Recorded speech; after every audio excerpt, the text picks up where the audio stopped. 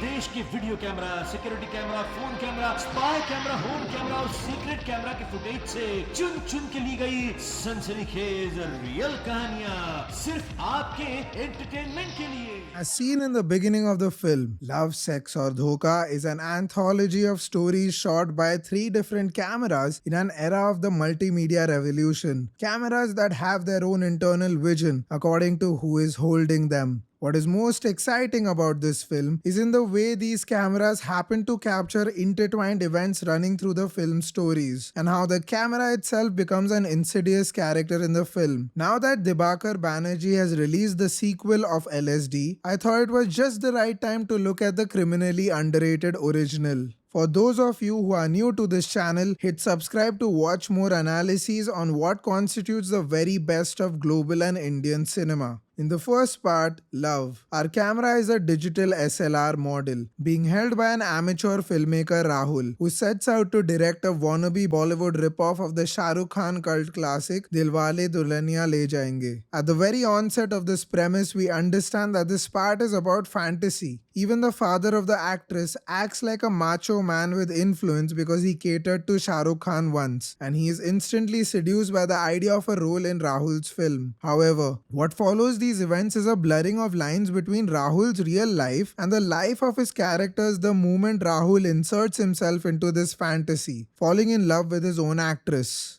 This invasion of reality into the fantasy that the camera was supposed to shoot has dangerous consequences. An action scene inside Rahul's film suddenly turns into a real-life beating of his hero by goons who threaten Rahul's own life. And this downward spiral goes on until things become fatal for the infantilized naive guy behind the camera. In this way, Rahul's tale of love shows us the death of an innocent Bollywood couple. And right after the murders, the camera sadistically cuts to footage of the two eternally stuck in their delusions. In the second part of the film, Sex, the footage of the camera now turns humans from objects of fantasy to objects of sale, and as is fitting, the camera transforms into CCTV for a grocery store, gives us a sense of authority with which the viewer views the store, as if the people in the footage were animals dancing to the tunes of a ringmaster. And as is made clear by the story, the men behind the camera now hold the power to sell footage shot at the store for money. This power over the camera means that unlike Love, where the director eventually loses control over his own camera, here the camera can be stopped and started as per the whims and fancies of the person behind it. So when a shocking shootout happens in the store, the footage is eventually sold to the media as a means of profiting off the incident. And this leads to the idea of shooting a sex tape by luring one of the female employees and selling the footage for money. The female prey Reshma happens to be best friends with Shruti, the woman who elopes with Rahul in part 1. And once their death, like a ripple, seeps into the second story, Rashmi loses her mind and becomes vulnerable, and this incidentally becomes a means for others to take advantage of her. It's almost like the shadow of the item number loving father in part 1 is cast onto part 2, where the man behind the camera now uses the body of a vulnerable woman for his own ends. But this theme of selling scandalous footage as means of leverage becomes even more important in part 3, titled Dhokha.